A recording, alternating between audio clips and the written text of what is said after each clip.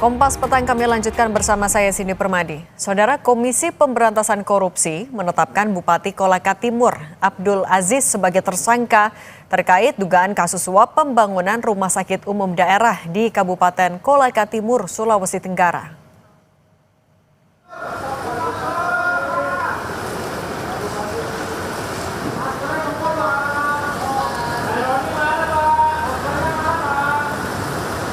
Abdul Aziz ditangkap dalam serangkaian operasi tangkap tangan di Sulawesi Tenggara, Jakarta, dan Sulawesi Selatan pada Kamis 7 Agustus 2025. Setelah menjalani serangkaian pemeriksaan oleh penyidik, KPK akhirnya menetapkan Bupati Kolaka Timur Abdul Aziz dan 4 orang lainnya sebagai tersangka dalam kasus dugaan suap pembangunan RSUD. Abdul Aziz ditetapkan sebagai tersangka karena diduga meminta uang fee 8% atau senilai 9 miliar rupiah dari proyek pembangunan RSUD yang mencapai 126,3 miliar rupiah.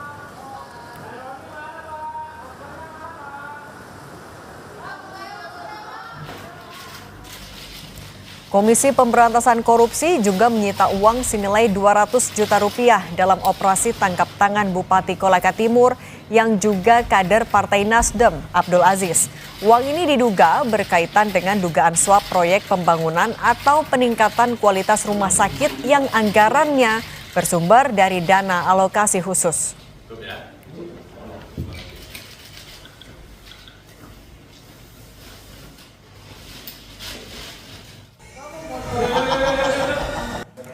Ketua Umum Partai Nasdem Surya Paloh merespons OTT KPK kepada Bupati Kolaka Timur yang dilakukan seusai Abdul Aziz mengikuti Rakernas Nasdem di Makassar, Sulawesi Selatan. Surya Paloh bilang penegakan hukum tidak boleh dibumbui oleh drama. Surya Paloh bahkan meminta agar kader Partai Nasdem di Komisi 3 DPR memanggil KPK untuk rapat dengar pendapat terkait aturan operasi tangkap tangan.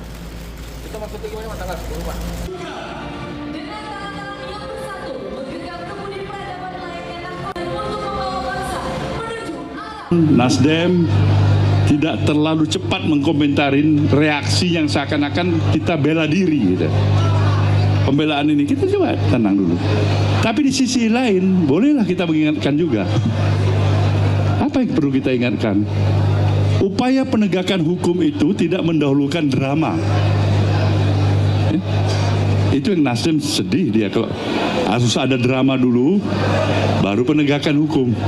Saya menginstruksikan fraksi Nasdem untuk minta agar Komisi 3 memanggil KPK dengar pendapat agar yang namanya terminologi OTT, khusus terminologi OTT ini bisa diperjelas.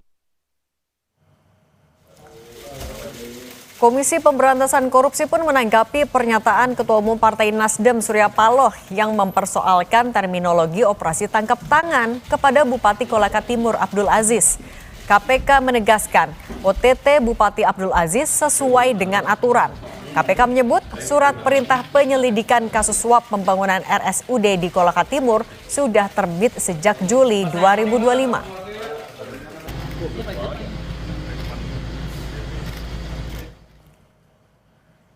Kami kutip dari laman kompas.com, PLT Deputi Penindakan dan Eksekusi KPK, Asep Guntur menyebut, tangkap tangan itu sendiri misalkan karena ditemukan pada saat terjadinya tindak pidana orang itu, atau sesaat setelah diteriakan oleh halayak ramai bahwa dia adalah pelakunya, atau pada saat ditemukan bukti-bukti padanya.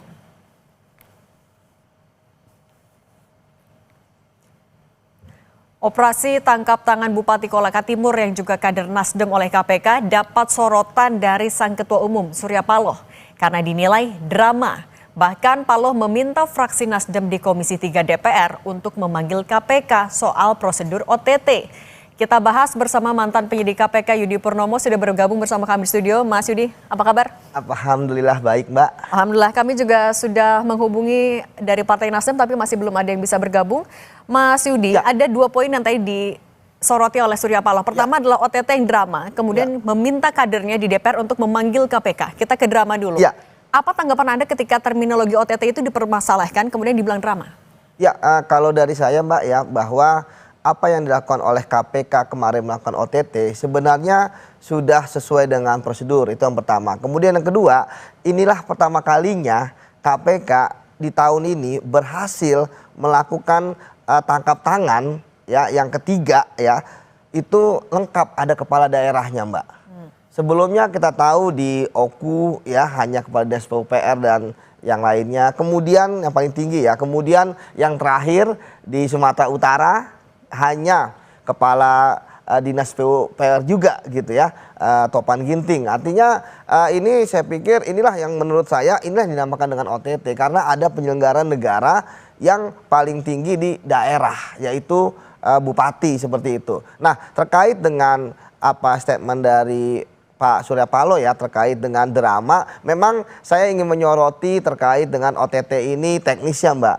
Karena kemarin pun saya melihat ya bahwa ketika OTT masih berlangsung kan sudah ada statement-statement dari pimpinan KPK termasuk ya bahwa OTT ini kan terkait dengan Bupati Kotim ya, di mana ternyata beliau belum dilakukan penangkapan oleh KPK dan ini dan kemudian kan kita lihat kompers ya dengan salah satu tokoh Nasdem gitu ya, artinya bahwa ini kan ada hal yang menurut saya ada kurang komunikasi di KPK gitu.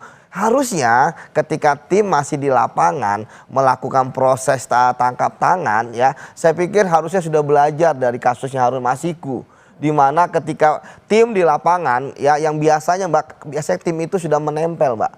Siapa yang menjaga bupati, siapa yang menjaga swasta, siapa yang menjaga pihak dari ASN-nya gitu ya. Itu kan sudah saling menempel. Nah, harusnya idealnya kan ketika sudah tertangkap semua barulah disampaikan bahwa OTT ada. Ini kan kemudian menjadi gaduh karena saat itu sedang ada rakernas. Artinya dramanya karena ada miskomunikasi di KPK-nya sendiri. Betul, salah satunya itu ya, ada komunikasi di KPK yang kemudian ya walaupun alhamdulillah karena KPK berhasil menangkap ya, setidaknya tidak terjadi drama Harun Masiku kedua. Ya, tapi yang menarik memang dari statementnya Pak Surya Paloh kan yang menarik adalah memang masih ada perbedaan terminologi terkait dengan apakah OTT itu harus di satu tempat.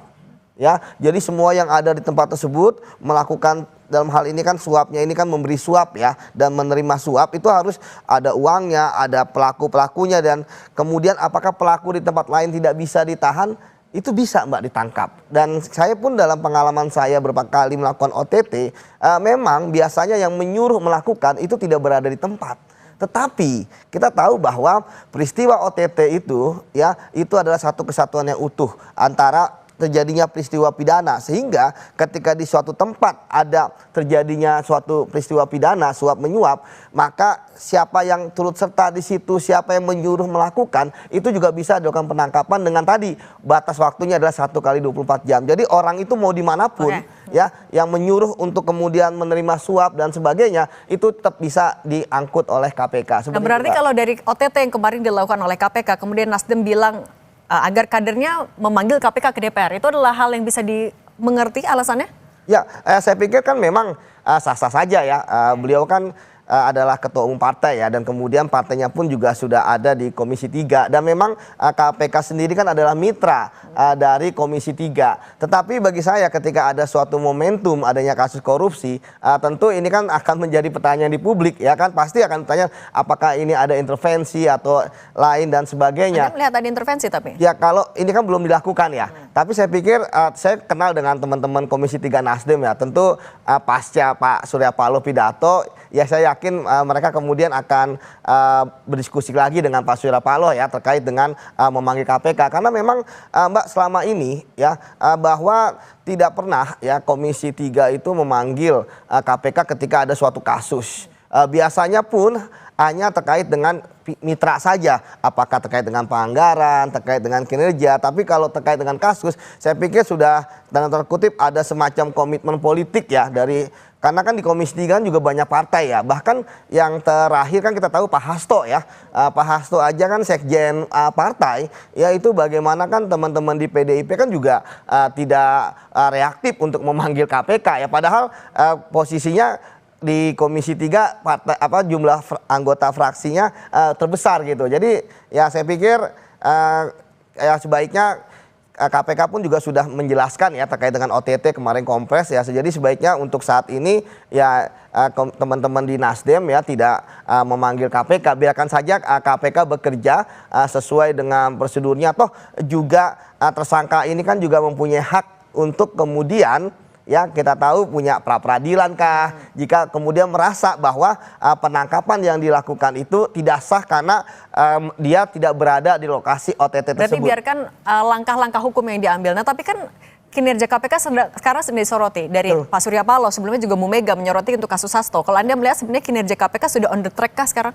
Ya, kita tahu bahwa kemarin saya juga menyampaikan kepada teman-teman wartawan ya bahwa apa yang terjadi saat ini mau tidak suka kan adalah imbas ataupun warisan dan dari masa lalu, dan ini akan menjadi PR dari pimpinan yang sebelumnya ya, sehingga apapun dilakukan oleh KPK sekarang tentu akan banyak hal yang dipertanyakan. Itu yang pertama. Kemudian yang kedua ya, tentu ketika melakukan sesuatu KPK akan lebih hati-hati sekarang, apalagi kan juga kemarin kita lihat ada amnesti juga. Nah tetapi justru saya juga ingin menyoroti ya Mbak, secara fair bahwa KPK juga harus mengubah pola-pola komunikasi mereka. Seperti tadi saya sampaikan bahwa permasalahan OTT ini tidak akan menjadi polemik yang berkepanjangan ketika pimpinan KPK mampu menahan diri ketika ada OTT ya, bahwa mereka harus melihat situasi di lapangan. Toh sekarang komunikasi kan juga bisa dengan mudah ya dengan sosial media percakapan ya, misalnya melalui WhatsApp dan sebagainya kepada orang di lapangan. Justru ketika kemarin belum tertangkap ya dan sudah diumumkan ini adalah bupati ya, untung saja kemarin bupatinya muncul gitu ya Mbak, kompers. Jadi tim KPK tidak kehilangan. Kita bisa lihat bagaimana sebelumnya yang Gubernur Kalsel kan akhirnya KPK kehilangan, walaupun kemudian KPK dalam kompres OTT menetapkan sebagai tersangka, tapi kemudian kan di praper akhirnya KPK kalah. Ya. Jadi saya pikir ini juga perlu ada evaluasi dari KPK Mbak, supaya tadi jangan membuka celah ya kritik-kritik terhadap KPK. Sudah benar aja dikritik, ya kan, apalagi ada celah seperti itu Mbak. Nah kalau misalnya kita berbicara soal celah tadi, kita juga kembali ke kasus ya, Nasdem yang juga meminta agar kadernya memanggil KPK ke DPR. Tapi bagaimana kita melihat juga batasan ketika seorang politisi melakukan pengawasan ataupun juga intervensi kepada sebuah kasus hukum? Ya, kalau saya lihat kan memang ini belum sampai ke intervensi ya. Saya lihat pun ini masih mempertanyakan ya terkait dengan OTT yang dilakukan KPK, terkait dengan Pak Surya Paloh kan kalau saya lihat kan masih belum memahami terkait dengan operasi tangkap tangan ya.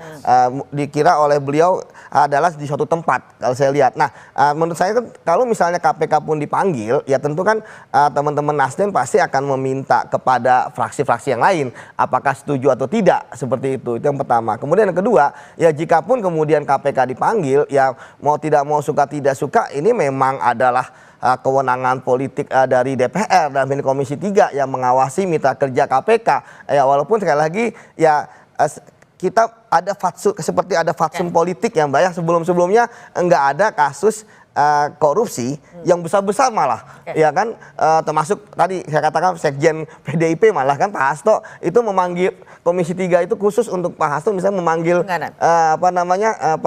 memanggil KPK gitu, nggak pernah ada. Jadi saya pikir ini kan baru statement ya dan belum ada realisasinya. Sudah saya sampaikan bahwa ya siapa tahu kan ini akhirnya tidak terwujud seperti itu. Tapi ini juga tentu menjadi PR bagi KPK bahwa mereka harus gerak cepat untuk segera menuntaskan kasus ini, dibawa ke pengadilan seperti itu Mbak. Oke, dan reaksi dari DPR ini juga nanti kita nantikan ya, apakah ya akan ada komunikasi politik untuk manggil KPK atau berhenti sampai di langkah hukum. Terima kasih Mas Yudi Purnomo, mantan penyidik KPK sudah berbagi bersama kami di Kompas Petang. Sehat selalu Mas Yudi. Dan Kompas Petang akan kembali di informasi terkait Rumah Sakit Khusus Infeksi COVID-19 Pulau Galang siap menjadi tempat berobat warga Palestina. Wakil Gubernur Kepulauan Riau, Nyanyang Haris Pratamura bilang fasilitas kesehatan di Pulau Galang sudah disiapkan pemerintah pusat.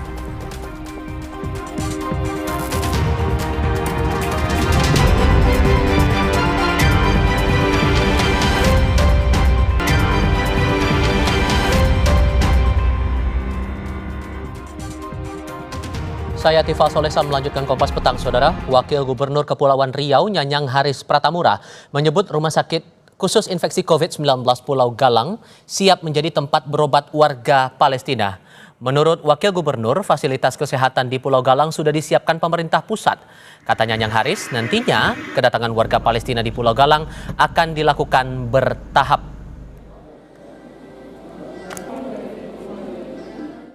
Apa yang beliau laksanakan untuk di Galang ini adalah bersifat kemanusiaan, yang mana kejadian demi kejadian yang terjadi di Gaza atau di Palestina ini kita memulihkan, mengobati dari trauma. Nanti kalau sudah beres semuanya, dari yang 2000 itu kan parsial, nanti nggak langsung 2000.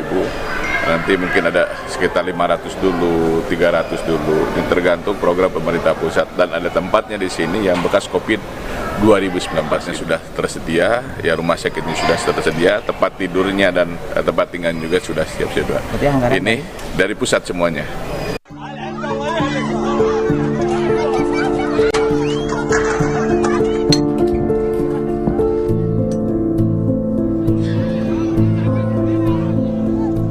Kematian karena kelaparan dan luka akibat perang terus dirasakan warga Gaza.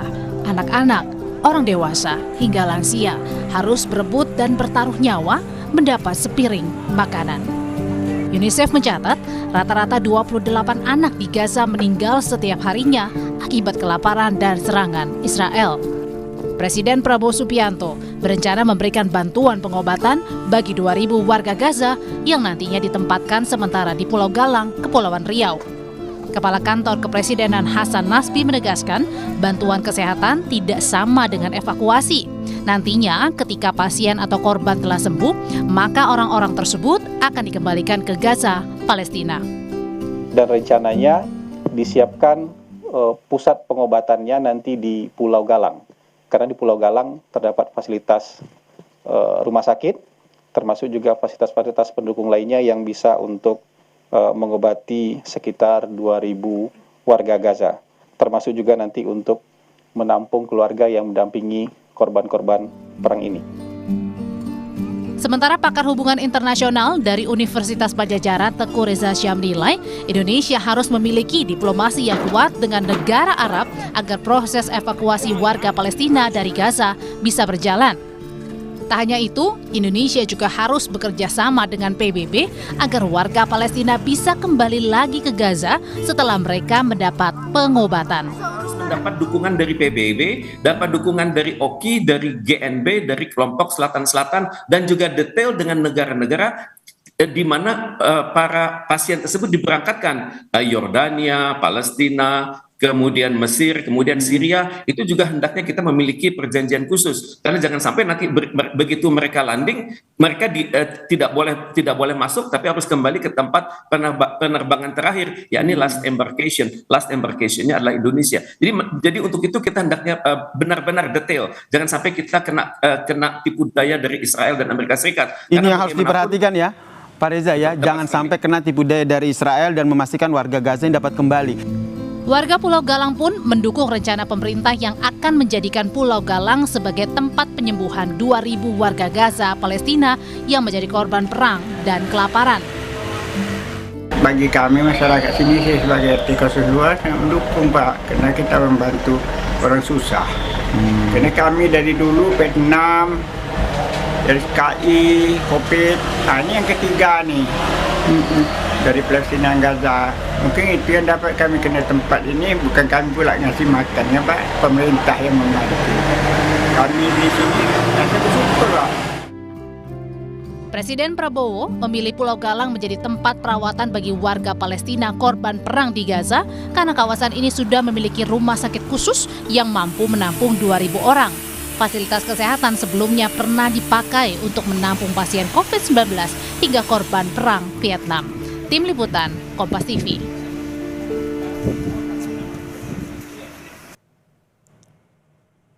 Saat wacana area berobat di Indonesia mengemuka, Israel terus membombardir Gaza di tengah krisis kemanusiaan yang kian memburuk. Perdana Menteri Israel Benjamin Netanyahu mempertimbangkan pendudukan kembali jalur Gaza sepenuhnya dan mencaplok wilayah itu. Pasukan Israel kembali melancarkan serangan ke Gaza pada Kamis dini hari waktu setempat.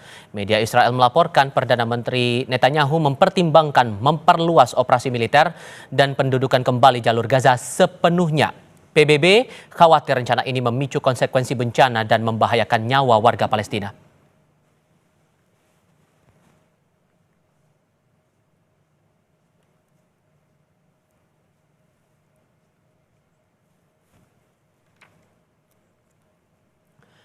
Kami ulas kesiapan dan dibalik kebijakan pemerintah menerima sekitar 2.000 warga Gaza Palestina di Pulau Galang, Kepulauan Riau. Sudah bergabung lewat sambungan dalam jaringan Wakil Gubernur Kepulauan Riau, Nyanyang Haris Pratamura, dan Dina Praptora Harja selaku praktisi dan pengajar hubungan internasional dari Synergy Policies. Bapak Ibu sekalian, selamat sore. Dengan Tifal, apa kabar? Kabar baik, selamat sore. Ya, terima kasih semua sudah bergabung dalam diskusi kali ini. Pak Wagub, saya ke Anda dulu. Karena terakhir yang kami cermati, Anda menyebut bahwa skema untuk pemberangkatan warga Gaza ini disebutkan akan berlangsung bertahap. Sejauh komunikasi Anda dengan pemerintah pusat, skema bertahap itu gimana bentuknya, Pak? Ini kami menyampaikan apa yang disampaikan oleh pemerintah pusat. Jadi kemungkinan ya. Karena kan disesuaikan dengan tempat dulu kita. Jadi kami menyambut apa yang menjadi program pemerintah pusat terkait dengan kemanusiaan ini. Maka kami di sini juga akan berkoordinasi apa yang disiapkan oleh pemerintah pusat tersebut. Jadi kami di sini adalah pendampingan. Jadi program-program yang disampaikan oleh pemerintah pusat, kami di Provinsi Kepulauan Riau siap untuk menyambut kedatangan daripada para yang sudah ada koordinasinya dengan pemerintah pusat terkait dengan yang sakit, yang luka, ada yang trauma yang akan dikirim ke pemerintah dalam hal ini ke Provinsi Kepulauan Riau. Tapi teknisnya bagaimana, Pak? Karena begini kan, yang dipahami Pulau Galang ini berapa tahun yang lalu kan dipakai untuk penanganan COVID, begitu. Dan ini akan menjadi area untuk rencananya untuk penampungan warga untuk berobat. Jadi kan skemanya kan bakal ada banyak penyakit yang akan ditampung di sana untuk pengobatan. Teknisnya apakah semuanya sudah matang betul atau masih ada hal lain yang perlu dicermati juga oleh Pemprov Kepri? Oke, pemerintah Provinsi Kepulauan Riau adalah pendampingan. Karena dibentuk pemerintah pusat untuk sama-sama menanggulangi permasalahan kemanusiaan. Daripada pengalaman selama ini COVID yang ada di sana, yang menjalankan ada pemerintah pusat. Dan kami yang ada di Provinsi Kepulauan Riau, apabila dibutuhkan untuk pendampingan tersebut, kami bersedia. Oke, Mbak Dina begini. Kalau membaca dari semangatnya ini, ada yang berpandangan bahwa ini sepertinya mengingatkan kita pada rencana untuk melakukan evakuasi waktu itu. Pemerintah sempat mengeluarkan wacana itu, kemudian ada beberapa pandangan kontroversial, dan sekarang muncul lagi dengan semangat untuk pengobatan lagi. Tapi judulnya berbeda, menyiapkan area dan areanya sudah ada. Anda menangkap ada hal yang berbeda tidak dari dua wacana yang dikeluarkan pemerintah ini? Untuk yang kali ini ada satu hal yang progressing ya, yang ada kemajuan di level diplomasi. Saya lihat di tanggal 29 Juli 2025 kemarin, Indonesia termasuk bagian dari kelompok negara-negara yang mendeklarasikan peaceful settlement atau pencarian jalan damai untuk Palestina dan pengakuan terhadap Palestina secara serempak di PBB. Dan di situ dijelaskan betul bahwa apa yang poinnya sebenarnya salah satunya itu adalah bahwa mereka semua mengecam Hamas. Jadi ini hal baru ya. Karena sebelumnya itu posisi mereka tidak melakukan pengecaman secara khusus terhadap Hamas, tapi langsung mengecam terhadap Israel. Dengan cara itu diharapkan bahwa pengakuan terhadap Palestina ini bisa lebih luas dukungannya. Tapi kita tahu pada saat yang sama juga di Israel, itu Perdana Menteri Netanyahu mendapatkan dukungan full untuk mengambil alih seluruh Gaza. Jadi ada dua hal nih yang terjadi dengan waktu yang hampir bersamaan dan menuju ke timing yang sangat kritis sekarang. Pertanyaan saya soal orang-orang yang akan dibawa ke Pulau Galang itu adalah, ini orang-orang yang dari Gaza, yang lukanya di Gaza, atau yang dari tempat-tempat penampungan yang ada di sekeliling, misalnya di Mesir misalnya, atau di daerah-daerah lain di Timur Tengah yang mau dibawa ke sini. Jadi ada beberapa hal teknis juga terkait deal apa yang Indonesia dapatkan. untuk proses ini. Pendanaannya itu sebenarnya dari mana misalnya?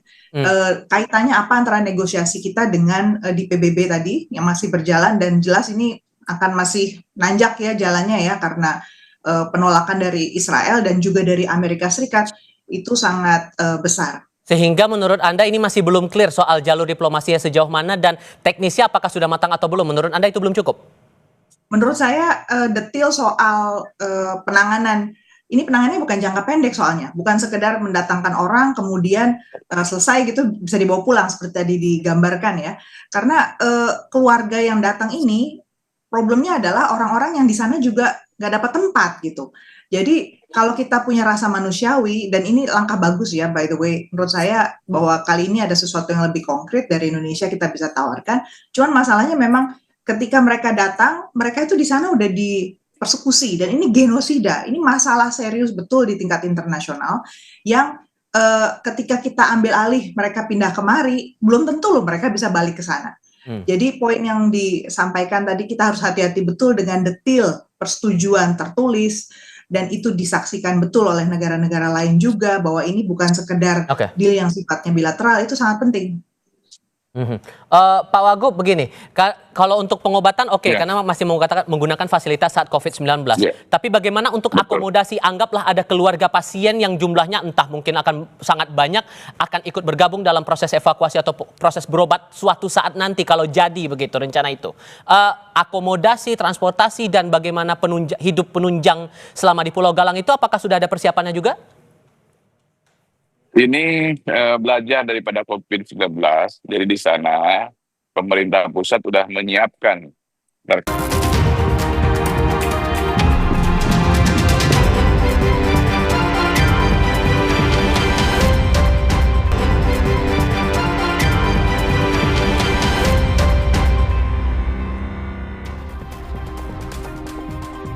Bertemu kembali. Presiden Prabowo Subianto melakukan kunjungan kerja ke Singapura menghadiri Parade Hari Nasional Singapura 2025.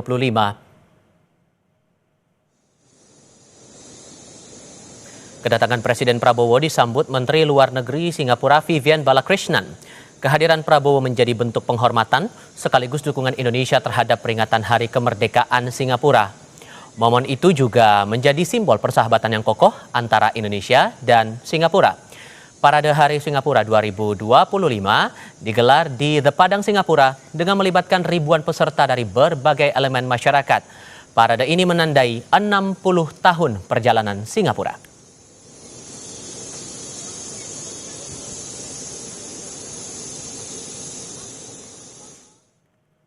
Di sisi lain, Wakil Presiden Gibran Rakabuming Raka bertemu dengan Wakil Ketua DPR RI sekaligus Ketua Harian Partai Gerindra Sufmi Dasko Ahmad.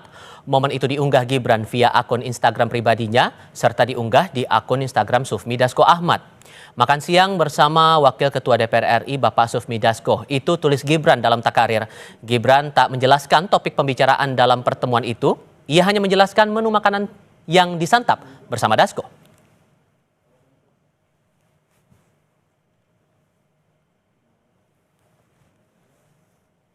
Sementara itu hingga kini DPR belum membahas usulan pemakzulan Gibran yang diajukan sekelompok purnawirawan TNI kepada DPR MPR. Dalam surat tertulisnya, Forum Purnawirawan TNI mendesak Gibran dilengsarkan dari posisi Wakil Presiden. Namun hingga kini pimpinan DPR menyebut belum menerima dan membahas usulan pemakzulan Gibran Rakabuming dari Forum Purnawirawan TNI.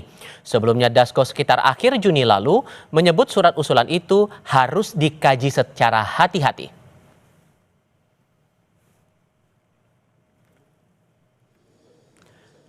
Tak hanya Dasko yang menunjukkan kedekatan dengan Gibran, Presiden Prabowo Subianto pun kembali memuji Presiden ke-7 RI Joko Widodo yang juga ayah Gibran di depan para menterinya dalam sidang Kabinet Paripurna. Dalam sidang itu, Presiden Prabowo menekankan pentingnya produksi pangan untuk kelangsungan hidup masyarakat. Prabowo juga mengungkit transisi yang baik dari Presiden ke-7 Joko Widodo dalam produksi pangan di hadapan para menteri dan Wakil Presiden Yusuf Kala. Presiden menekankan proses transisi yang mulus dari pemerintahan Jokowi membuat kepemimpinannya bisa mencapai posisi saat ini. Saudara Ketua Dewan Ekonomi Nasional dengan langkah-langkah yang cepat dan terus terang saja dengan transisi yang baik antara Presiden Joko Widodo dan saya, kita bisa dalam posisi sekarang, produksi pangan kita bisa saya sampaikan berada dalam kondisi yang aman dan kuat. Terima kasih kepada semua pihak yang mencapai ini. Ini juga hasil kerjasama, hasil teamwork. Wakil Presiden Gibran Rakabuming Raka bertemu dengan Wakil Ketua DPR RI sekaligus Ketua Harian Partai Gerindra Sufmi Dasko Ahmad. Pertemuan terjadi di tengah isu pemakzulan Wapres Gibran dan pemberian amnesti untuk musuh-musuh Jokowi. Lalu apa arti di balik pertemuan kedua tokoh ini? Kami diskusikan bersama dengan para narasumber. Bergabung saat ini Wakil Ketua Umum Jokowi Mania Andi Azwan, dan ada juga Hendar Samarantoko, politisi Partai Gerindra, dan Direktur Eksekutif Carta Politika Yunarto Wijaya. Selamat sore semuanya dengan Tifal di sini. Apa kabar? Selamat sore. Terima kasih semua sudah bergabung dalam diskusi kami kali ini. Mas Toto, kalau Anda membaca, tampaknya kan kalau namanya pertemuan antara dua tokoh politik tidak akan ada hal yang sederhana kalau ditangkap publik. Cuman kalau Anda membaca kaitan pertemuan kedua tokoh dengan isu yang sampai sekarang masih jadi tanda tanya diseriusin atau enggak nih sama parlemen adalah masalah pemakzulan yang didorong oleh Purnawirawan TNI. Ada kaitannya tidak pertemuan itu dengan masalah isu pemakzulan yang belum ada jawaban sampai sekarang? Kalau isu pemakzulan bukan isu baru ya, sudah beberapa bulan lalu. Kalau kita coba tarik yang lebih kontekstualnya baru-baru saja terjadi, dikaitkan antara hubungan Pak Prabowo, Pak Jokowi, Ibu Mega, dan tentu saja di tengah-tengahnya ada Mas Gibran, itu terkait dengan pemberian amnesti kepada Mas Hasto, yang dianggap berseberang-seberangan dengan kekuatan politik Jokowi, sehingga kemudian banyak nih tafsir yang menganggap ini seakan-akan simbol bahwa Pak Jokowi mulai ditinggalkan oleh Pak Prabowo. Kalau basisnya itu bisa saja kita berspekulasi, apalagi melihat bahwa Mas Gibran lah yang pertama memposting nih pertemuan dengan Bang Dasko, artinya kan dia ingin menunjukkan suatu. Kalau kita mau berspekulasi dari sisi persepsi, mungkin saja Mas Gibran mewakili kekuatan politik Jokowi ingin menunjukkan bahwa terlepas ada peristiwa amnesti kepada Hasto, terlepas kemudian hubungan antara PDI Perjuangan makin cair dengan pemerintahan Prabowo, termasuk Ibu Mega dengan Prabowo, tapi tidak serta-merta kemudian kami ditinggalkan. Dalam konteks ini kekuatan politik Jokowi. Dan kenapa yang ditemui dalam hal ini adalah Bang Dasko, ya suka atau tidak, dalam konteks pemberian amnesti kepada Hasto, dalam konteks mencairnya hubungan PDI Perjuangan dengan Pak Prabowo, kita tahu lobbyisnya atau sosok yang dianggap kemudian menjadi jembatan mewakili Pak Prabowo kan adalah Bang Dasko. Makanya ada istilah Don Dasko gitu ya, lobbyis ulung. Dan itu yang mungkin ingin ditunjukkan. Tapi apakah sebetulnya kita bisa maknai seperti itu? Saya sih ingin mengambil kesimpulan satu sih, Tifal, bahwa kita nggak bisa memang melihat Mas Toto? Bahwa hubungan segitiga antara Ibu Mega, Pak Mas Tifal, bahwa ketika Ibu Mega dengan Pak Prabowo berbaik-baikan, berarti Jokowi ditinggalkan. Ketika Pak Jokowi dengan Pak Prabowo berbaik-baikan, berarti Ibu Mega ditinggalkan. Saya melihat kita nggak bisa melihat itu dalam konteks hitam dan putih memang. Sehingga, tapi kalau saya kaitkan lagi dengan isu pemakzulan yang sampai sekarang belum direspon oleh DPR MPR, menurut Anda kalau pertemuan itu muncul antara Pak Dasko dengan Mas Gibran, apakah ini sinyalemen bahwa isu pemakzulan ini bakal stop, nggak akan diterusin? Isu pemakzulan ini kata kuncinya menurut saya bukan di Dasko, bukan di Prabowo. Tapi isu pemakzulan ini kalau kita baca, Bang Hendar Sam sebagai orang hukum bisa menjelaskan nanti. Ketika tidak ada alasan yang cukup kuat yang nanti bisa dibawa ke MK dan dibuktikan ada pelanggaran berat sesuai dengan apa yang diatur di Undang-Undang Dasar, menurut saya kekuatan politik nggak bisa menjatuhkan presiden atau wakil presiden. Jadi kata kunci saya selalu mengatakan di awal adalah apakah Forum Purnawirawan ini membawa sebuah bukti yang sudah bisa dikatakan kuat memenuhi kaidah pelanggaran yang dianggap bisa memakzulkan wakil presiden. Apalagi kalau hanya sekedar bertemu dengan Bang Dasko, saya pikir apakah seakan-akan bertemu makan siang bertemu dengan Bang Dasko segala sesuatunya bisa dipotong. Saya tidak melihat dari sisi itu. Dan saya melihat Pak Prabowo tidak ingin stabilitas politiknya terganggu, termasuk dalam konteks apabila ada pemakzulan terhadap wakilnya. Saya harus melihat objektif seperti itu. Bang Andi, kalau kemudian ini dikaitkan pertemuan antara Pak Dasko dengan Mas Gibran, lalu follow up dari dorongan pemakzulan oleh Forum Purnawirawan TNI terhadap Mas Gibran ini korelatif nggak kira-kira menurut Anda? Tidak korelatif ya, Mas Ival ya. Kalau hubungan Pak Gibran dan Bung Dasko ini hubungan pertemanan yang cukup baik ya, apalagi dalam satu perahu kan dalam Pilpres kemarin itu. Jadi ini hubungan yang biasa-biasa saja, cuma diartikannya juga bersifat politis ya, dengan adanya pemakzulan seperti itu. Menurut saya, pemakzulan itu sudah game over sebetulnya. Tidak ada relevansinya lagi, karena selama ini Pak Prabowo itu adalah memberikan juga ruang-ruang buat Pak Mas Gibran sebagai wakil presiden itu untuk acting sebagai presiden ketika beliau berangkat ke luar negeri dengan tugas-tugas di luar negeri. Jadi kalau ada yang membaca itu adalah sesuatu ya ada negosiasi dan sebagainya, menurut saya itu adalah sebagai pembenaran lah bahwasanya tidak ada masalah di kabinet ya, dan juga Pak Prabowo maupun Mas Gibran ini fine-fine saja, dan ini adalah sesuatu yang menarik sebetulnya karena memang kalau dikaitkan dengan kemarin adanya abolisi dan amnesti itu, dan ini sudah menjelaskan bahwa hubungan Wapres dan Presiden itu adalah hubungan yang sangat kuat, sangat erat, dan tidak boleh ataupun tidak ada kekuatan-kekuatan yang akan menggoyahkan hubungan mereka untuk menjalankan roda pemerintahan Indonesia sehingga dapat diselesaikan sesuai dengan amanah asta cita tersebut. Begitu Tifa. Bang Hendarsam, kalau kemudian pertemuan antara Mas Gibran dengan Bang Dasko ini dikaitkan dengan pemakzulan Mas Gibran oleh Forum Purnawirawan, emang ada kaitannya kah soal itu yang dibahas antara keduanya? Saya rasa hal yang berbeda, bahwa memang tadi Mas Toto juga sudah sampaikan bahwa Bang Dasko kan memang mempunyai peran ganda ya dalam pemerintahan kita. Peran beliau itu di legislatif ya, kemudian peran dia sebagai ketua harian dari Partai Gerindra ya kan gitu. Dan karena itu tentunya Bang Dasko mempunyai posisi yang strategis ya. Nah, tergantung kita melihat dari sudut pandang mana. Kalau kita melihat dari sudut pandang contoh pemakzulan, saya anggap kan pemakzulan ini adalah kembang-kembang dari demokrasi saja sebenarnya itu kan. Oh, jangankan untuk dimakzulkan wakil presiden ya, Pak Prabowo itu diancam dibunuh aja sudah pernah kan gitu kan. Jadi bukan sesuatu hal yang menurut saya harus kita khawatirkan. Nah, saya merujuk apa yang dikatakan oleh Mas Toto bahwa ya kalau kita bersifat objektif, suka atau tidak suka ya kan dengan Mas Gibran contohnya ya kan. Memenuhi syarat atau tidak pemakzulannya kan gitu kan. Pasal 27 itu kan pasal 7A kalau tidak salah Undang-Undang Dasar itu menyatakan ya kan, itu apabila alasannya itu untuk dimakzulkan ada pengkhianatan terhadap negara. Mas Gibran melakukan pengkhianatan tidak terhadap negara, melakukan perbuatan tercela. Nah, perbuatan tercelanya apa? Oke, dikorelasikan dengan Pupu Fafa, bisa dibuktikan nggak Pupu Fafanya kan gitu dulu kan. Nah, tapi perlu ditindaklanjuti tidak usulan dari Forum Purnawirawan ini? Maksudnya kan demi kepastian juga nih Bang, untuk ini betul-betul direspon atau tidak kan gitu? Kan gini, tata caranya itu kan memang harus 2/3 itu kan masuk tuh surat ya kan ke DPR. Kemudian para ini bukan hanya Bang Dasko, memang Bang Dasko kan walaupun dikatakan ketua umum DPR tapi dia nggak bisa mengorkestrasi semuanya. Bahwa harus 2/3 dari anggota DPR itu mengusulkan hal tersebut dengan alasan-alasan tadi itu loh, ya kan? Ada korupsi juga, tindak pidana beratnya ada nggak? Nah, 2/3.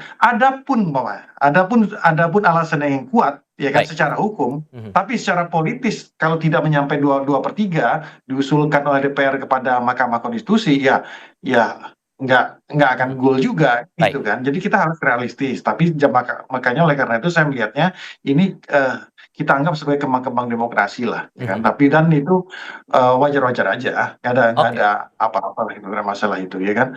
Tapi kalau kita memahami secara politis bahwa bagaimana dalam seminggu terakhir memberikan amnesti kepada Mas Hasto, memberikan abolisi kepada Pak Tom Lembong, dan kemudian melakukan pertemuan dengan Mas Gibran. Artinya kan memang ada poros tengah dan mazhab di tengah Oke, itu yang mau kita coba ulas lagi, termasuk ada pujian juga dari Presiden Prabowo soal masa transisi yang sekali lagi disebut baik antara Presiden Joko Widodo dengan Presiden Prabowo. Apakah ini menandakan bahwa memang hubungannya baik-baik saja di antara keduanya, di tengah banyak yang bilang bahwa retak nih komunikasi antara keduanya? Jawabnya nanti kita bahas setelah jeda berikut ini.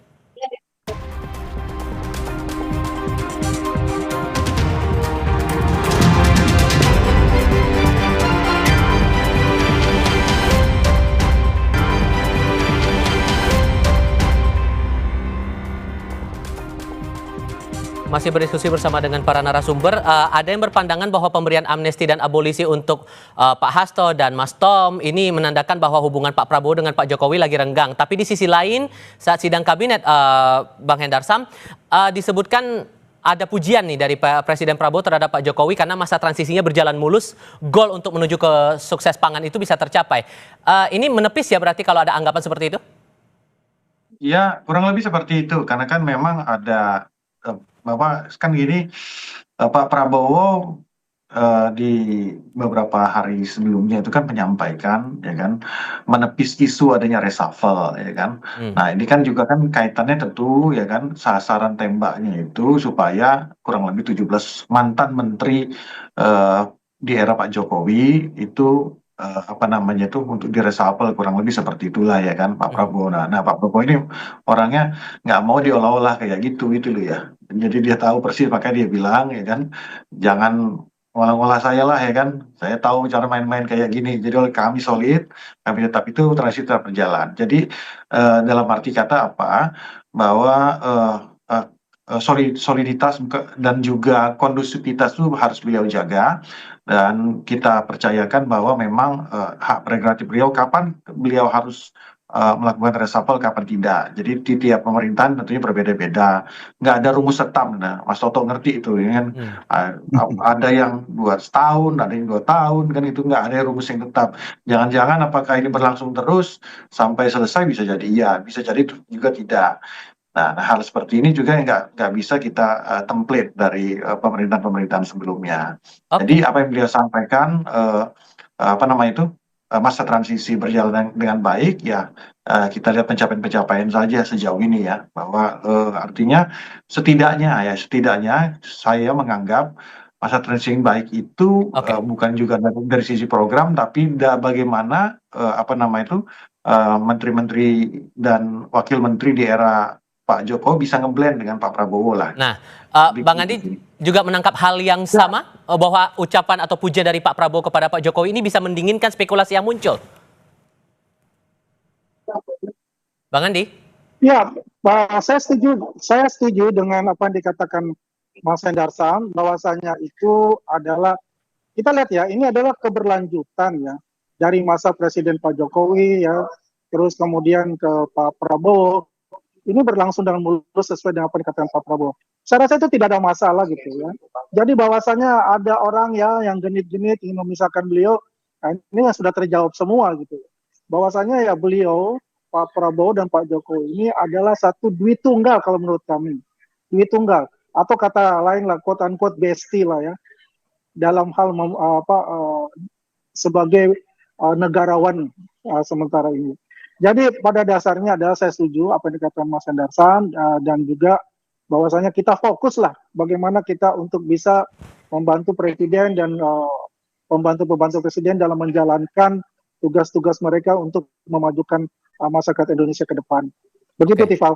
Sehingga kalaupun dianggap bahwa mengklirkan ini sudah jernih, spekulasinya sudah terbantahkan, Mas Toto, tapi masih ada ganjalan tidak sih? Ya. Begini, dari awal saya selalu mengatakan. Saya rasa tidak ada. Sorry, ya. ke Mas Toto dulu, Bang Andi. Ini Sorry. Bang Andi apa saya nih? Oh, Mas Toto. Silakan Mas Toto. Iya, dari awal sebetulnya kita kan bisa melihat Pak Prabowo berusaha untuk menjaga hubungan dengan semua mantan presiden. Yang berbahaya secara tata negara, secara kenegaraan, kalau ada yang memaknai berlebihan bahwa hubungan yang baik, silaturahmi ini, tadi saya agak tolak tuh istilah duit tunggal. Duit tunggal itu hanya boleh terjadi antara presiden dengan wakil presiden. dalam terminologi, bukan antara presiden dengan dengan presiden yang masih berkuasa. Itu yang kemudian malah menimbulkan kesan kok Pak Jokowi seakan-akan masih ada dalam pemerintahan. Jadi maknai ini secara biasa-biasa saja. Yang saya lihat dari Prabowo adalah dia ingin mengkonsolidasikan semua kekuatan politik. Bahkan ketika PDI Perjuangan ada di luar dan tetap dibiarkan di istilah partai penyeimbang, tapi sekjennya tanda kutip ya diberikan sudah tidak sekjen sekarang Mas Hasto.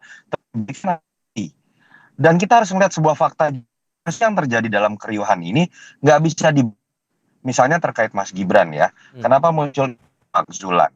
Kenapa nuansa antara PDI Perjuangan dengan Prabowo masih ada? Masih ada sejarah historis yang tidak antara bukan Pak Prabowo-nya, tapi antara Mas Gibran, Pak Jokowi dan keluarganya dengan PDI Perjuangan. Itu kan menjadi residu yang akhirnya harus ditanggung oleh Presiden Prabowo.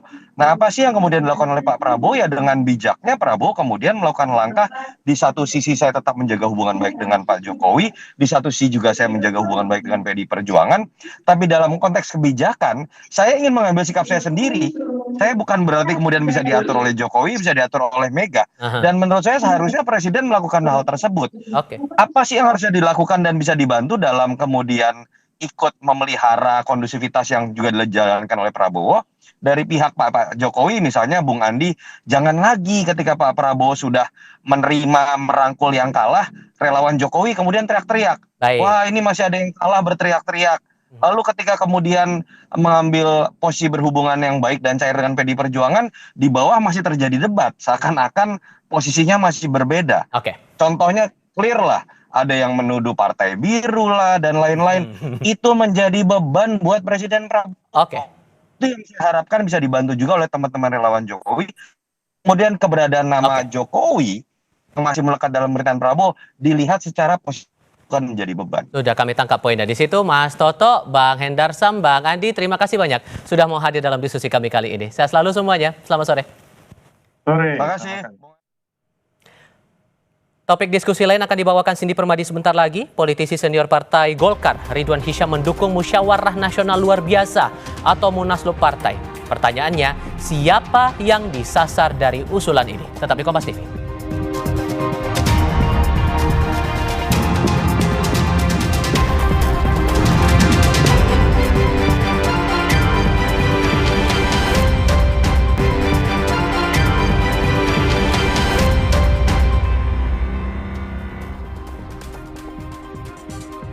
Anda masih menyaksikan Kompas Petang bersama saya Cindy Permadi. Saudara, politisi senior Partai Golkar, Ridwan Hisyam, mendukung musyawarah nasional luar biasa atau Munaslup partai selama sesuai aturan partai. Menurutnya, kerja konsolidasi Bahlil Lahadalia sebagai ketua umum selama 1 tahun tidak berjalan maksimal, sehingga suara partai di daerah turun. Bahlil dinilai terlalu fokus bekerja sebagai menteri dan mengesampingkan perannya sebagai ketua umum Partai Golkar.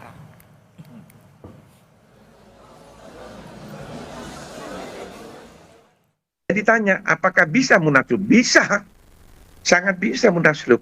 Nah, apa indikasinya? Ya indikasinya setelah 1 tahun periodisasi ketua umum ini, konsolidasi organisasi tidak berjalan dengan mulus, tidak tuntas. Karena di desa, para kader-kader teritorial desa mengeluh sekarang. Saya tanya, kenapa? Ya suara kita turun Pak. Apalagi opini di pusat seperti ini. Tidak selesai-selesai kita Pak. Ketua umum lebih banyak bertugas sebagai pembantu presiden. Nah sekali-sekali ngurusi partai, apalagi pengurus DPP yang lainnya tidak tahu kemana. Nah ini ada masalah kan artinya kan. Istana ikut merespons soal isu Munaslup Golkar. Menteri Sekretaris Negara Prasetyo Hadi meminta isu ini tak dikaitkan dengan istana. Prasetyo bilang istana tidak mengetahui urusan internal partai politik. Pemerintahan Prabowo kini fokus pada program Presiden Prabowo, bukan urusan partai politik. Tolong jangan segala sesuatu tuh misalnya dikaitkan dengan istana ya. Bahwa Partai Golkar adalah salah satu partai koalisi utama dari pemerintah, iya. Nah, tapi kalaupun terjadi dinamika dan Ketua Umum Partai Golkar sudah menyampaikan bahwa isu tersebut juga tidak benar gitu. Nah, sehingga kalau pendapat kami dari pemerintah, marilah yang segala sesuatu itu jangan semua dikait-kaitkan dengan istana gitu. Pengamat politik sekaligus Direktur Eksekutif Trias Politika Strategis Agung Baskoro bilang kursi Ketua Umum Golkar akan terus panas. Agung menilai sebagai partai besar tanpa pemilik saham tunggal wajar jika kursi Ketua Umum Golkar selalu panas. Menurut Agung, Ketua Umum Partai Golkar harus memastikan secara internal konsolidasi lintas faksi terus berjalan. Tak hanya itu, komunikasi Golkar dengan istana juga dinilai penting untuk pastikan terus berjalan baik. Tetaplah Golkar, partai besar yang punya pengaruh. Wajar jika kursi ketum selalu panas, menimbang tidak ada pemilik saham tunggal di partai berlambang beringin ini. Yang jelas, tugas seorang ketum tidak mudah. Pertama, secara internal memastikan konsolidasi elit lintas faksi terjadi. Kedua, secara eksternal memastikan komunikasi dengan istana Hambalang dalam konteks ini berjalan dengan baik, memastikan dukungan solid penuh terhadap pemerintahan. Menteri Agraria dan Tata Ruang yang juga Ketua Bidang Keagamaan dan Kerohanian Partai Golkar, Nusron Wahid, tak mau ambil pusing soal isu musyawarah nasional luar biasa Golkar. Nusron mengaku tak pernah membicarakan hal itu dengan pihak istana ataupun kader internal Partai Golkar. Soal isu munaslup Golkar, Gus, kan udah saya jawab. Lagi, Gus? Nggak ada, Gus. Saya nggak ngerti. Nggak ngerti apa nggak ada, Gus? Nggak ngerti dan nggak pernah diajak bicara soal masalah isu itu. Udah saya jelasin. Tapi bukan berarti isu itu nggak ada, kan, Gus, di internal Golkar, Gus? Nggak ngerti saya kalau soal itu. Tapi saya nggak pernah diajak bicara soal itu. Oh, berarti ada dong, tapi Gus nggak diajak? Saya nggak pernah diajak bicara sama lingkaran istana soal itu. Pernah ada. Soalnya nama Gus belakangan menguat. Santer nih, Gus. Makanya saya santer kan. Makanya saya santer disebut-sebut karena saya nggak pernah diajak bicara dan nggak ngerti. Santer isu munaslup Golkar. Apa benar posisi Bahlil sedang digoyang? Bagaimana soliditas internal Golkar? Sudah bergabung bersama kami Wakil Ketua Umum Partai Golkar Ahmad Doli Kurnia dan Direktur Eksekutif Parameter Politik Indonesia Adi Prayitno. Selamat petang semuanya. Selamat petang, Cindy. Selamat petang. Oke, Assalamualaikum warahmatullahi wabarakatuh. Waalaikumsalam. Saya mau ke Mas Adi dulu. Mas Adi, Bahlil belum setahun mengisi posisi ketum, tapi udah dihadapkan dengan isu munaslup. Siapa pemantiknya? Ya, saya kira secara prinsip Golkar itu adalah partai politik yang saya kira sejak lama paling dinamis di internal mereka, terutama dalam proses pergantian ketua umum mereka. Kalau kita mau cek satu persatu, ada sejumlah ketua umum partai, Golkar khususnya, yang proses pergantiannya itu melalui munaslup. Munaslup itu adalah kondisi tidak normal, karena pergantian ketua umum tidak sesuai dengan ADART ataupun tidak sesuai dengan aturan. Termasuk ini, soal munaslup ini. Nah, kalau yang seperti sekarang ini, isu munaslup tentu sulit untuk bisa mengidentifikasi kira-kira siapa orang, aktor dan tokoh-tokoh kunci yang dinilai punya kepentingan untuk melihat bagaimana soal munaslup itu dianggap penting, karena per hari ini hanya sebatas isu dan gonjang-ganjing. Tapi kalau kita mau menggunakan pendekatan apa yang disebut dengan propaganda politik, harus saya akui ini propaganda politik. Propaganda politik itu ciri-cirinya adalah pertama, yang menyampaikan pesan itu tidak kelihatan siapa orangnya. Yang kedua itu waktu yang ingin disampaikan adalah waktu dalam rentang untuk mengganti posisi ketua umum. Dan yang paling tiga adalah untuk menciptakan pembicaraan publik. Artinya apa? Kalau kita cek dalam kurun waktu seminggu 2 minggu ini, pembicaraan terkait dengan munaslup kan muncul di mana-mana. Dulu tidak terdeteksi, hanya ada di media sosial. Tapi seminggu ini pembicaraan soal munaslup ada di media cetak, media online, dan media-media mainstream seperti diskusi-diskusi. Artinya apa? Kalau kita mau jujur, sekalipun ini hanya sebatas propaganda, sepertinya ada memang pihak-pihak tertentu yang mencoba untuk memainkan isu munaslup di tengah gonjang-ganjing dan sekaligus untuk menguji sejauh mana sebenarnya soliditas Partai Golkar itu di bawahnya Pak Bahlil. Nah, yang ketiga sebenarnya Karena ini adalah sifatnya propaganda, tentu per hari ini kita tidak pernah melihat tuh ada elit Golkar, pengurus Golkar, dari pusat hingga daerah yang bicara tentang bagaimana Munaslup itu harus dilakukan. Semua tegak lurus ke Bahlil, mendukung secara total dan mendukung penuh. Wajarlah kalau kemudian Golkar menganggap ini hoak, ini adalah fitnah dan hanya sebatas isu-isu yang tidak penting. Oke, kita pastikan dulu ke Bang Doli. Tapi kalau isu Munaslup ini sebenarnya mempengaruhi kader-kader di daerah atau di akar rumput nggak? Nah, ini mau dijawab serius atau bercanda gitu ya. Yang Pertama, seriusnya kalau apa? bercanda ya tadi. Bercanda, kalau jawabannya bercanda seperti yang dibilang oleh Saudara Adi Piatu tadi, ya ini hoax. Kemudian kita nggak tahu sumbernya dari mana. Tadi juga sudah dikonfirmasi kepada Saudara Nusron yang disebut-sebut namanya juga dia nggak tahu gitu ya. Nah, tapi kalau mau seriusnya begini, negara kita ini adalah negara hukum ya. Kita sudah memilih juga sistem politik kita adalah sistem yang demokratis gitu, sistem demokrasi.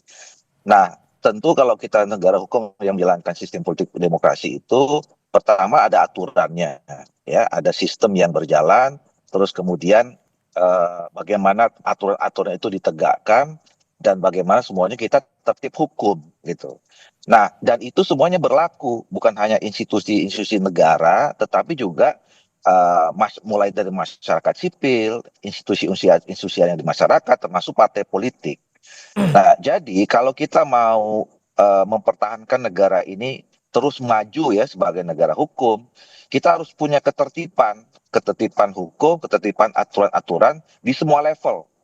Dan itu saling mempengaruhi. Kalau kita ada punya problem ketidaktaatan, ketidaktertiban di level negara, maka itu akan berpengaruh sampai ke tingkat masyarakat sipil. Bang Doli, tapi kalau pernyataan Pak Ridwan Hisyam soal sebenarnya ada suara di daerah, di lapangan yang memprotes, mengkritisi juga soal keseriusan Pak Bahlil duduk di kursi ketua umum, itu benar? Nah, saya mau sedikit lagi saya sambung. Nah, jadi kita ini semuanya ada aturannya.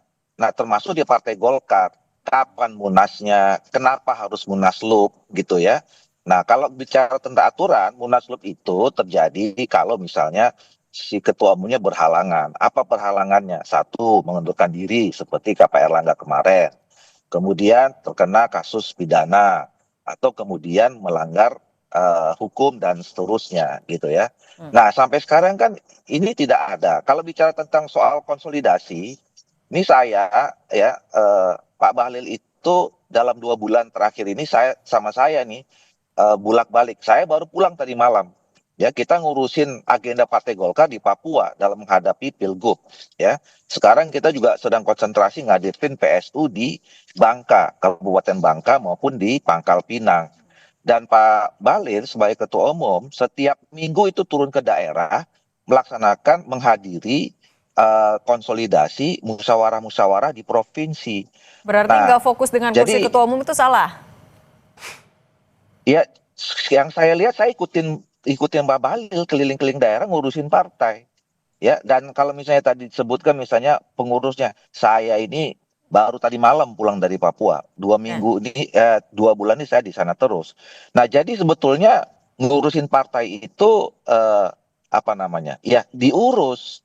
Nah, bahwa kemudian ada orang yang kurang puas, ada orang yang tidak suka atau belum move on, kira-kira gitu ya.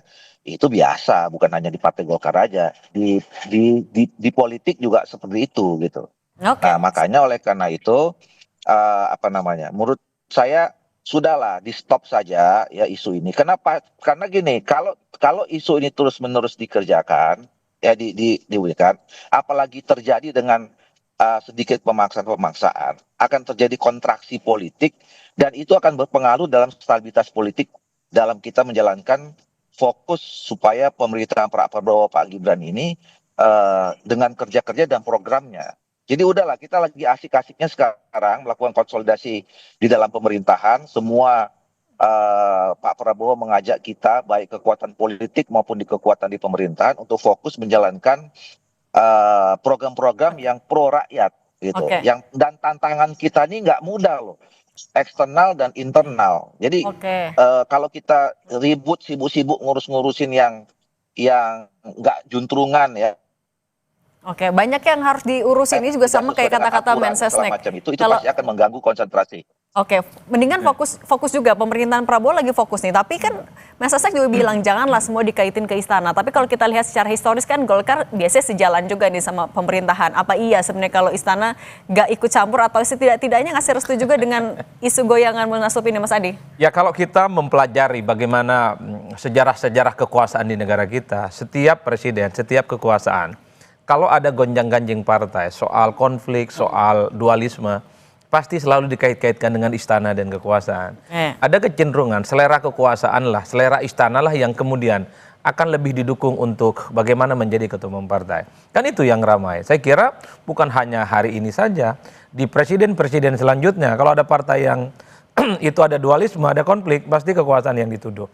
Pasti kekuasaan diseret-seret di dalamnya. Tapi bagi saya, sekalipun ini semacam propaganda, tidak jelas siapa yang kemudian menyampaikan pesan, kemudian juga adalah membicarakan di publik secara umum, tapi secara prinsip ini semacam ada pesan bahwa mungkin ada pihak-pihak di internal Golkar yang secara perlahan sudah ingin menunjukkan kekecewaannya kepada ketua umum mereka, Pak Bahlil. Karena? Seperti yang terkonfirmasi dari Ridwan Hisam. Ya mungkin multifaktor dan banyak hal, ada kekecewaan, ada ketidakpuasan, dianggap kinerjanya tidak maksimal dan kemungkinan dianggap terlampau mempersonifikasi dirinya sebagai pembantu presiden. Sementara kerja-kerja sebagai ketua umum Golkar tidak kelihatan. Pernyataan Ridwan Hisam ini kan sesuatu yang baru. Sesuatu yang baru adalah bahwa muncul katanya kekecewaan di berbagai tempat. Tapi kalau saya melihat soal Munaslup Golkar, sepanjang tidak ada statement-statement resmi dari elit-elit kunci, struktur-struktur yang ada di Golkar, maka sepanjang itu pula wajar kalau kemudian isu yang terkait dengan Munaslup itu hanya dianggap gosip, hanya dianggap halusinasi dan kemudian tidak akan terkonfirmasi validitasnya. Tapi yang jelas siapapun yang memainkan isu ini, dia punya intensi yang mengarah kepada Munaslup itu sendiri. Oke, kalau tadi sempat disinggung soal kekecewaan, Bang Doli, dari DPP sendiri menangkap ada kekecewaan itu kan, ada akar rumput ya, apapun itu, selain dari yang disampaikan oleh Pak Ridwan Hisam tadi? Ya, saya belum menangkap itu ya, karena saya termasuk orang yang sering berkomunikasi juga dengan teman-teman, apalagi terutama yang sedang menghadapi agenda-agenda penting ya, seperti pilkada, seperti musyawarah daerah gitu ya. Nah, sampai sejauh ini secara formal, secara resmi ya, teman-teman kader di bawah itu semuanya sedang menjalankan tugasnya masing-masing sebagai pengurus partai. Tidak ada bicara-bicara tentang soal itu gitu. Tapi beginilah ya, saya setidaknya dalam kapan ya 10-15 tahun terakhir ini kan mengikuti ya dinamika soal kepartaian Partai Golkar ini. Ya bayangkan di tahun 2014 sampai 2019 kita tuh 3 kali munas ya. Terus kemudian dilanjutkan. Nah, kalau nih saya kasih pesan ya, kalau kemudian kita nih warga Partai Golkar terus menerus melakukan menjalankan partai kita ini dengan cara yang tidak sesuai dengan aturan gitu ya, terus kemudian main kekuasaan gitu ya. Nah, partai ini lama kelamaan makin kerdil gitu. Syukur kita selama ini bisa survive gitu ya. Nah, dan kita juga jangan mengulangi lagi lah ya periode 10 tahun terakhir yang menurut saya penuh dinamika yang tidak perlu gitu ya, yang pada akhirnya itu merugikan kita dan tidak hanya merugikan Partai Golkar, tapi bicara tentang merugikan sistem kepartaian, sistem politik dan mengganggu pemerintahan kita. Nah, makanya tadi saya senang dari Mensesnek sudah mengatakan janganlah apa-apa sedikit dikaitkan dengan istana. Saya kira juga Pak Prabowo ingin supaya kita semuanya menjaga stabilitas politik dalam rangka menjalankan program-program yang pro rakyat itu. Oke, kalau gitu Bang Ahmad Doli Kurnia dan Mas Adi Praitno, terima kasih sudah berbagi bersama kami di Kompas Petang. Sehat selalu semuanya. Sama-sama Cindy. Sama-sama. Kami akan kembali dengan informasi Komisi Pemberantasan Korupsi telah menaikkan status kasus dugaan korupsi kuota haji era Menteri Agama Yakut Holil Qomas naik ke tahap penyidikan. Informasinya sesaat lagi.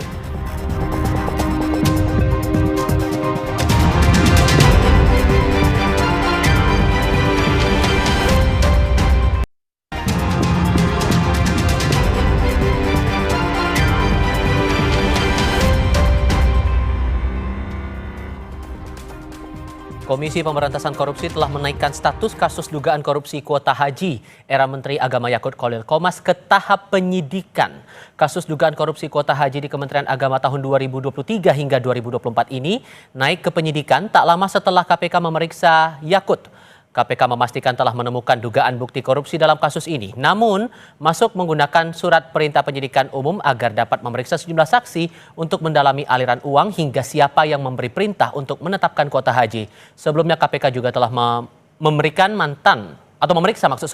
mantan Menteri Agama era Jokowi Yakut Khalil Qomas untuk kasus ini dalam tahap penyelidikan. Dengan perkara haji, KPK telah menaikkan status penyelidikan terkait penentuan kuota dan penyelenggaraan ibadah haji pada Kementerian Agama tahun 2023 sampai dengan 2024 ke tahap penyidikan. KPK telah menemukan peristiwa yang diduga sebagai tindak pidana korupsi terkait dengan penentuan kuota dan penyelenggaraan ibadah haji pada Kementerian Agama tahun 2023-2024. Saudara, polisi terpaksa melepaskan tembakan untuk membubarkan puluhan orang yang diduga terlibat aksi penjarahan barang milik perusahaan pengolahan nikel PT Indonesia Morowali Industrial Park di Morowali, Sulawesi Tengah. Informasinya sesaat lagi.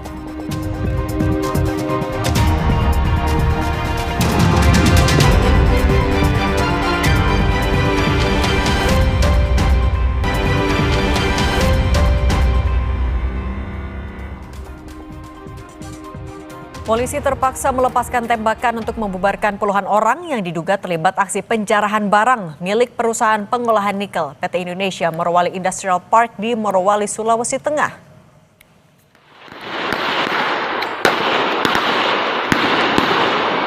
Pihak perusahaan menyebut polisi sempat memberikan tembakan ke udara untuk menghentikan aksi penjarahan. Namun karena warga melawan, polisi akhirnya menembakkan peluru karet untuk membubarkan massa.